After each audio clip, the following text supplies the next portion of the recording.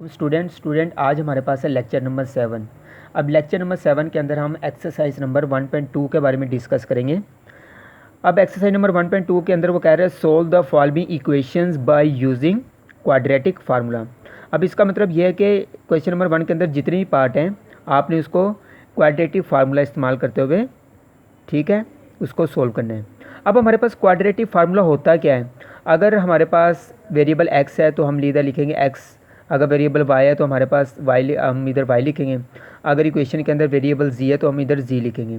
अब एक्स हमारे पास किसके इक्वल होता है? Minus B plus minus B square minus 4ac, ये इसका स्क्वायर रूट ओवर 2a। ठीक है, ये हमारे पास है क्वाड्रेटिक फार्मूला। जब तक आपको ये क्वाड्रेटिक फार्मूला याद नहीं होगा तब तक आप कोई भी क्वेश्चन सोल्व नहीं कर सकते। तो इसलिए क्वाड्रेटिक फार्मूला आपने याद रखना है। जैसा कि आपके पास अब पार्ट नंबर 1 है, पार्ट नंबर 1 के अंदर हमारे पास क्या है? 2 minus X square is equal to 7x। पहले आप इसको क्वाड्रेटिक इक्वेशन की स्टैंडर्ड फॉर्म बनाएंगे। जाहिर बात है जब तक आपके पास क्वाड्रेटिक इक्वेशन नहीं होगी तब तक आप क्वाड्रेटिक फार्मूला इस्तेमाल नहीं कर सकते। तो इसलिए आपने first of all her question को क्वाड्रेटिक इक्वेशन की स्टैंडर्ड फॉर्म में लेकर आना है। जैसा कि हमारे पास पार्ट नंबर 1 है 2 minus X square is equal to 7x। अब पहले इसको अरेंज करेंगे। ये माइनस का एक्स स्क्वायर जब इज इक्वल टू के दूसरी साइड पे आएगा प्लस का एक्स स्क्वायर हो जाएगा। ये प्लस 7x इसी तरीके से रहेगा आपका। ये प्लस का 2 जब ये दूसरी साइड पे आएगा तो क्या हो जाएगा? माइनस का 2, इधर आपका 0 रह जाएगा। अब मैं इसको अरेंज कर रहा हूँ। This implies that X square plus 7x minus 2 is equal to 0। अब देखें आपने इधर से a b c की वैल्यू निकालनी है। यह आपने याद रखना है जो एक्स स्क्वायर के साथ कोएफिशिएंट होगा वो a की वैल्यू होगा, x के साथ जो कोएफिशिएंट होगा वो b की वैल्यू होगा, और जो कांस्टेंट टर्म होगी उसको हम किससे डिनोट करेंगे? c के साथ करेंगे। ठीक है, अब हमारे पास एक्स स्क्वायर के साथ कोई भी कोएफिशिएंट नहीं है तो 1 है, तो इसका मतलब a 1 के इक्वल। हर क्वेश्चन में आपने इसी तरह करना है। एक्स स्क्वायर के साथ वाले जो हमारे पास कोएफिशिएंट होगा वो a के इक्वल होगा, x के साथ जो हमारे पास कोएफिशिएंट होगा वो b के इक्वल होगा, और लास्ट जो कांस्टेंट टर्म होगी वो c के इक्वल होगी। अब एक्स स्क्वायर के साथ हमारे पास 1 है तो a हमारे पास 1 के इक्वल, x के साथ 7 है तो b हमारे पास 7 के इक्वल होगा। लास्ट अगर -2 है तो हम c किसके इक्वल करेंगे? -2। अगर माइनस का साइन होगा तो माइनस का साइन लगाना है आपने। अब आपने क्वाड्रेटिक फार्मूला लिख देना है। ये हमारे पास क्वाड्रेटिक फार्मूला लिख दिया आपने। अब सिंपल आपने क्या करना है, जो जब आपने क्वाड्रेटिक फार्मूला लिख देना है तो आपने सिंपल वैल्यू पुट कर देनी है। a की जगह a की वैल्यू पुट कर देनी है, b की जगह b की वैल्यू पुट कर देनी है, c की जगह c की वैल्यू पुट करके इसको सिंप्लीफाई करके आपका सोल्यूशन सेट आ जाएगा। अब देखिए b हमारे पास 7 है तो b की जगह आप क्या पुट करेंगे? अब देखें ना फार्मूले का मुताबिक माइनस है तो आप इधर माइनस ही लिखेंगे। अब उसके बाद आपके पास b है, b की जगह 7, ये आपने b की जगह क्या लिख दिया? 7 लिख दिया। उसके बाद आपके पास प्लस माइनस है तो आपने क्या लिख दिया? प्लस माइनस लिख दिया। ठीक है, उसके बाद आपके पास है फार्मूले में b स्क्वायर, तो b की जगह 7, ये 7 का स्क्वायर लिखेंगे, होल स्क्वायर लिखेंगे। ठीक है, उसके बाद फार्मूले के मुताबिक आपके पास माइनस आ रहा है तो माइनस लिखना है। उसके बाद आपके पास फार्मूले के अंदर है 4 की जगह 4 आ जाएगा। अब a की जगह a की वैल्यू आ जाएगी, a किसके इक्वल है? 1, तो a की जगह 1 लिखेंगे। c किसके इक्वल है? -2, तो c की जगह -2 लिखेंगे। अब देखिए इन तीनों के दरमियान कोई साइन नहीं है तो इसका मतलब ये तीनों वैल्यू आपस में क्या हो रही है? मल्टीप्लाई हो रही है।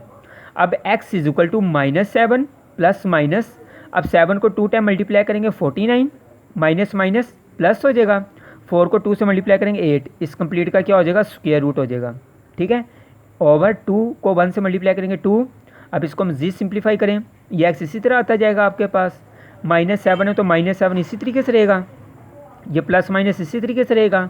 अब 49 में 8 ऐड करें 57 स्क्वायर रूट ओवर 2। अब इसको आगे हम मज़ीद सिंप्लीफाई नहीं कर सकते हैं क्योंकि 57 का स्क्वायर रूट नहीं होता, तो यही इसका क्या होगा? सोल्यूशन सेट होगा। अब हमारे पास है पार्ट नंबर 2। अब देखिए पार्ट नंबर 2 के अंदर वो कह रहा है 5x square plus 8x plus 1 is equal to 0। अब ये हमारे पास है क्वाड्रेटिक इक्वेशन। ठीक है ना, फर्स्ट ऑफ ऑल आपने इधर से a b c की वैल्यू निकाल देनी है। मैंने अभी आपको बताया है एक्स स्क्वायर के साथ हमारे पास जो वैल्यू होगी, जो कोएफिशिएंट होगा वो a के इक्वल होगा। तो एक्स स्क्वायर के साथ हमारे पास है +5, तो a किसके इक्वल होगा? +5 के। x के साथ हमारे पास +8 है तो b हमारे पास 8 के इक्वल होगा। अब कांस्टेंट टर्म हमारे पास है 1, तो c हमारे पास किसके इक्वल होगा? 1 के इक्वल होगा। अब आपने क्वाड्रेटिक फार्मूला लिख देना है, तो हमारे पास क्वाड्रेटिक फार्मूला क्या है? x is equal to -b plus -b square -4ac square root over 2a। अब आपने वैल्यू पुट कर देनी है। x इसी तरह रहेगा, b माइनस इसी तरीके से रहेगा, b की जगह 8 पुट कर देंगे, प्लस माइनस इसी तरीके से रहेगा, b का स्क्वायर है, b की जगह 8 तो 8 का स्क्वायर हो जाएगा, ये माइनस इसी तरीके से रहेगा, 4 इसी तरीके से रहेगा, a हमारे पास 5a के इक्वल है तो a की जगह 5 आ जाएगा, c हमारे पास 1 के इक्वल है तो c की जगह 1 आ जाएगा। ये तीनों आपस में क्या हो रहे हैं, मल्टीप्लाई हो रहे हैं। डिवाइडेड बाय इसी तरीके से रहेगा, 2 की जगह 2 ही रहेगा, a की जगह क्या आ जाएगा 5। अब हम इसको मज़ीद सिंप्लीफाई करेंगे, सिंप्लीफाई करके जो आपके पास x की वैल्यू आएगी वो आपका क्या होगा, सोल्यूशन सेट होगा। अब ये -8 इसी तरीके से रहेगा, प्लस माइनस इसी तरीके से रहेगा, 8 की पावर है 2, 8 को आपने 2 टाइम मल्टीप्लाई करना है। जब आप 8 को 2 टाइम मल्टीप्लाई करेंगे 64 हो जाएगा, माइनस इसी तरीके से रहेगा आपका, 4 को 5 से मल्टीप्लाई करेंगे क्या हो जाएगा 20, 20 को 1 से मल्टीप्लाई करेंगे 20 ही रहेगा आपका। अब स्क्वायर रूट इसी तरीके से रहेगा, 2 को 5 से मल्टीप्लाई करेंगे क्या आ जाएगा आपका 10। ये x हमारे पास इसी तरीके से रहेगा और इज इक्वल टू भी इसी तरीके से रहेगा। ये -8 इसी तरीके से रहेगा, प्लस माइनस इसी तरीके से रहेगा आपका। अब प्लस का 64 माइनस का 20, अब 64 में से 20 निकालें कितना होगा 44। ये 44 का स्क्वायर रूट इसी तरीके से रहेगा, ओवर 10 की जगह 10 नहीं रहेगा, x is equal to -8 plus minus. अब 44 का आपने लेना है एलसीएम। अब देखिए 44 2 के टेबल पे डिवाइड हो रहे हैं, 2 to 4 2 to 4, फिर ये 2 के टेबल पे डिवाइड हो रहा है, 2 1 1 2 1 1। अब आगे उसके बाद ये 11 के टेबल पे डिवाइड होगा, 11 1 11। अब आपने क्या कर देना है, इस 2 का 2 के साथ पेयर बना देना, 11 इसी तरीके से लिखेंगे, तो मैंने इसको लिख दिया 2 की पावर 2 मल्टीप्लाई 11। ये स्क्वायर रूट इसी तरीके से रहेगा, ये ओवर 10 इसी तरीके से रहेगा। अब x इज इक्वल टू ये -8 इसी तरीके से रहेगा, प्लस माइनस इसी तरीके से रहेगा। अब आपने इन दोनों का स्क्वायर रूट अलग कर देना है, 2 का स्क्वायर रूट अलग कर दिया, मल्टीप्लाई 11 का स्क्वायर रूट आपने अलग कर देना है।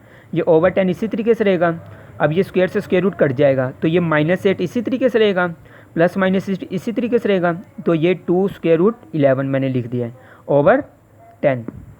अब इसको मज़ीद देखें, अब इन दोनों में से आपका 2 कॉमन आ रहा है, जब हम 2 कॉमन लेंगे तो डिवाइड करते हैं ना। अब देखें जब ये x is equal to 2 common ले लिया, 8 था तो 8 की जगह -4 आ गया, प्लस माइनस आगे हमारे पास था 2 स्क्वायर रूट 11, 2 कॉमन आ गया, बाकी 11 स्क्वायर रूट ओवर 10। अब ये कटिंग हो रही है, 2 1 2 2 5 10, ठीक है। बाकी क्या बचेगा आपके पास -4 प्लस -11 स्क्वायर रूट ओवर 5। आगे ये मज़ीद सिंप्लीफाई नहीं होता, 11 का स्क्वायर रूट नहीं निकलता, तो यही आपके पास क्या होगा सोल्यूशन सेट।